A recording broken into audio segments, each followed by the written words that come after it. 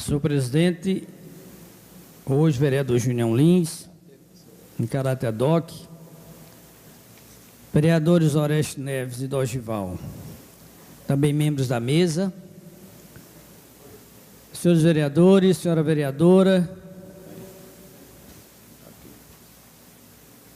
povo que nos escuta, que nos vê através da internet, em casa, pessoas presentes aqui no recinto, boa noite para todos.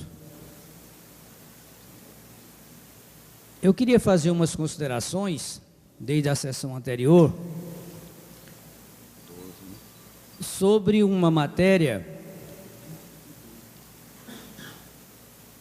que foi exaltada, muito valorizada no plano de governo do senhor Gustavo Lins, e que hoje, surpreendentemente, é totalmente desprezada e é ultrajada por ações desse governo.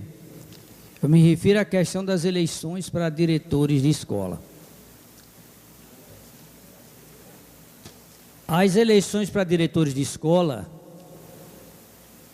surgiram como uma conquista no estado, se não me engano, era no governo de Jarbas Vasconcelos, e o secretário de Educação era o senhor Raul Henri, atual vice-governador. Eu mesmo achei ótimo aquilo, porque era um sofrimento aqui, toda vez que mudava de governo, vinha essa questão de mudar todos os diretores de escola, e no nosso grupo, grande parte da responsabilidade dessas mudanças ficava sobre minha responsabilidade. Isso dá muita confusão. Eu me lembro de uma época que a diretora do Jorge Menezes era a professora, mãe do vereador Junião Lins. E ninguém queria substituí-la. Os professores daquela escola, que foram consultados, pela amizade que tinham a ela, a diretora há muito tempo, por ser uma pessoa que tinha realmente domínio da função, tinha conhecimento, tem inclusive uma coisa muito favorável, que foi levou o Jorge Menezes a ter o primeiro grau maior, que não tinha, só tinha menor, e era considerado um ginasial talvez mais bem feito da cidade naquela época. Como é que você vai mudar uma direção numa situação dessa, só por uma questão de uma exigência política, das leis da política da época? E na escola, nenhum professor quis assumir o lugar de Dona Onilda Lins. Foi preciso que uma senhora, uma professora de fora de Sertânia, parece que era irmã de uma promotora que tinha aqui na época, topasse assumir, porque para ela não seria tão desgastante. E foi feita a modificação. A minha própria indicação para diretor da escola foi uma batalha campal, que ainda hoje, de vez em quando, alguns com saudade lembram isso.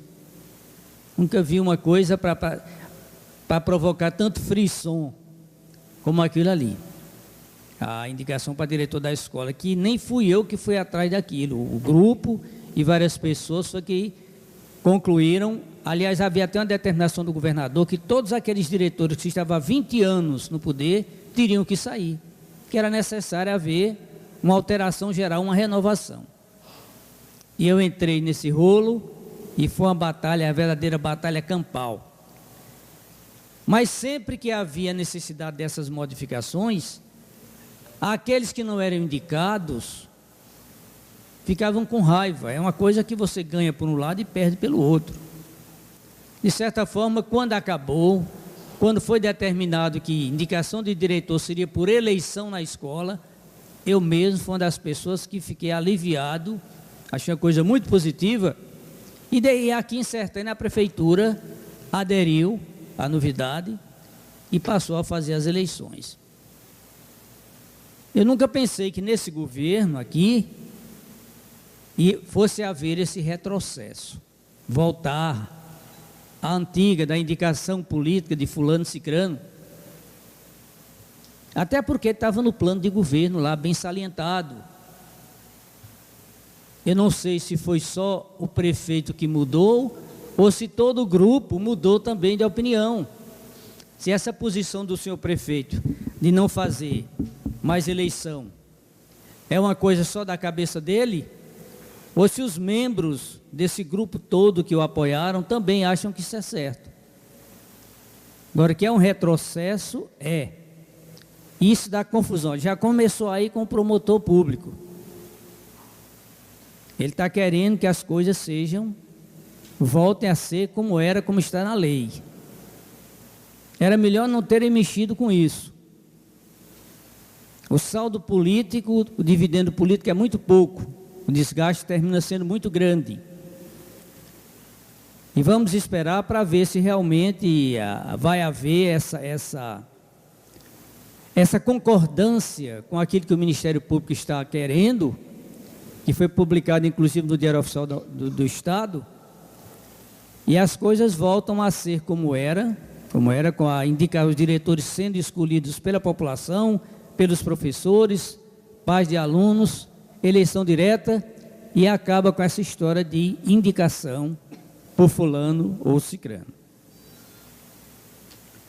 Queria também comentar, até com uma certa tristeza, essa questão desse atraso de pagamento do pessoal aposentado da prefeitura, que hoje foram informados pelo senhor prefeito, que o pagamento do mês de fevereiro seria pago no final do mês de março.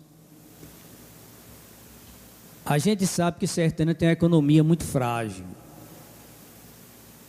Sabe disso.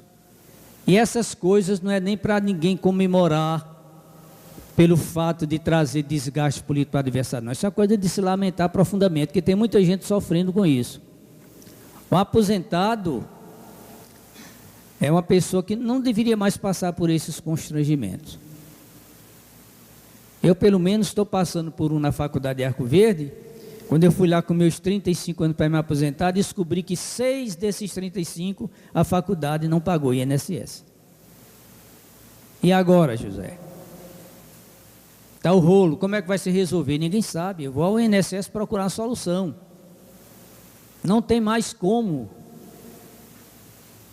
Talvez eu tenha que trabalhar mais alguns anos.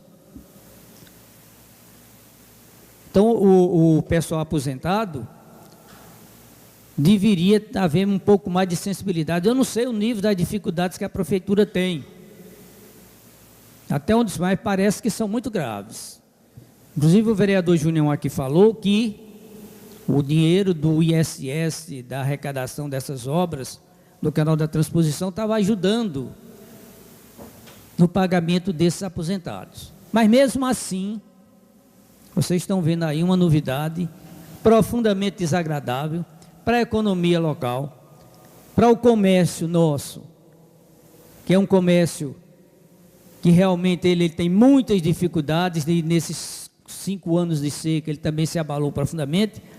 Agora vai se iniciar um processo de descrédito do funcionário, desses funcionários que não tem mais, o pessoal não vai mais querer vender, vão ficar em dúvida da data de pagamento, etc. Além das contas que se vão ficar sem pagar.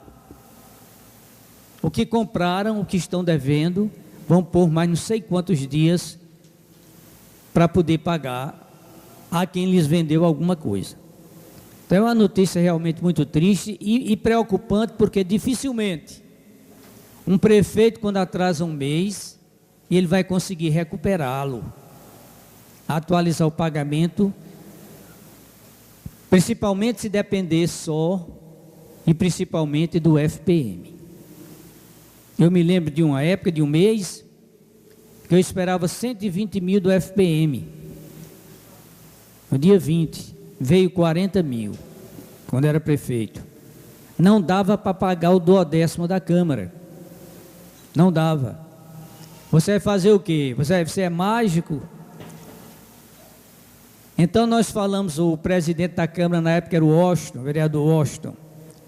Você tem dinheiro em caixa, Washington? Em reserva eles têm. Eu tenho algum dinheiro aqui, dá para pagar o pessoal? Dá. Então pague o pessoal com o dinheiro que você tem em caixa, que amanhã chega dinheiro do ICMS e a prefeitura passa para você o que não pôde passar hoje. E assim foi feito. Só que no fim do ano o Tribunal de Contas me multou em R$3.000 porque disse que esse um dia que eu atrasei o pagamento era entendido como dificuldade de funcionamento de outro poder. Eu estava prejudicando a autonomia e o funcionamento de outro poder. E eu tive que pagar. Então, se depender só de FPM, fica muito difícil o senhor Gustavo Lins atualizar essa folha, esse mês atrasado, e daqui para o final do seu governo organizar as coisas. Para o bem do funcionário, vamos esperar que ele consiga.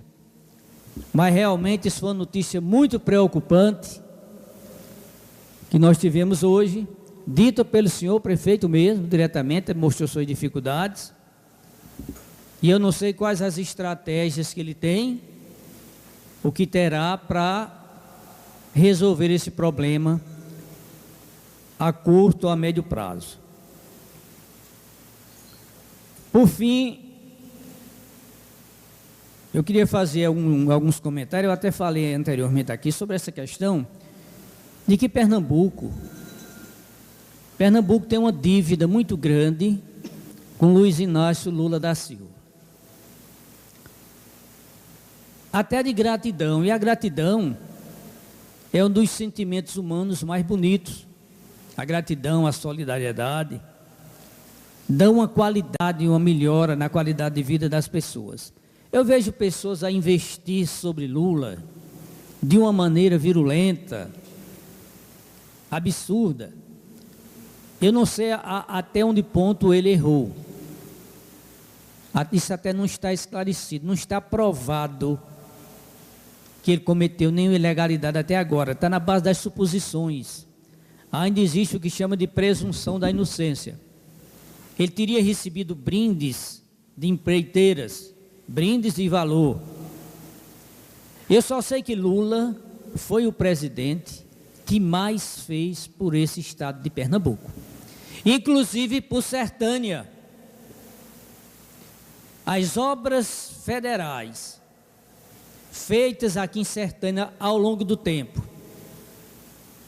Quando a gente fala ao longo do tempo, é o tempo que a gente lê e conhece, não é o tempo que a gente viveu não, que ninguém aqui nasceu em 1900, em 2000, lá para trás não, é o tempo que você lê. O primeiro grande investimento de dinheiro federal em Sertânia, a primeira grande obra, foi a estrada de ferro, me parece que era capital estrangeiro emprestado, pela Great Western, um negócio assim. Outro grande empreendimento do governo federal foi o trecho da BR-232, que começa ali em Umburanas, naquela ponte que tem sobre o rio Pereiro. A BR-232 vai dali até parece o Sítio Brabo, perto de Custódia. Então esse pedaço da BR-232 foi feito com verba federal, foi um investimento muito grande. Outro também feito de parceria do governo federal e estadual foi o asfaltamento dessa estrada das placas no governo de Marco Maciel. Mas nenhum desses empreendimentos chegou perto do que se gastou aqui no canal da transposição, do que está se gastando da fronteira com Custódia até a fronteira com Monteiro, na Paraíba. É preciso ver essas coisas. Esquecer é muito fácil. Tem gente que facilmente diz, não são 5 milhões não, são 3, muda as coisas como se 1 milhão ou 2 fosse coisa fácil de você mudar. Foi muito dinheiro. Vereador, tem 1 minuto. Que se investiu aqui. Então eu acho que a gente deveria olhar um pouco mais por esse lado, essa questão da pessoa, do ser humano, do grande presidente, de uma sensibilidade extraordinária que trabalhou mais. Eu não sou do PT, nunca fui do partido, mas já votei em Lula várias vezes e tenho muita afinidade com o pessoal do partido também, mas eu vejo nesse momento principalmente o grande presidente e um político que realmente criou transformações profundas nesse país. E é talvez a primeira mais inteligente deles foi prosseguir com o trabalho que o Fernando Henrique começou sobre o Plano Real, que ele teve coragem de manter, mesmo sob pressão, e o país realmente avançou muita coisa devido a esse início. Senhor presidente, era o que eu tinha a dizer hoje. Muito obrigado.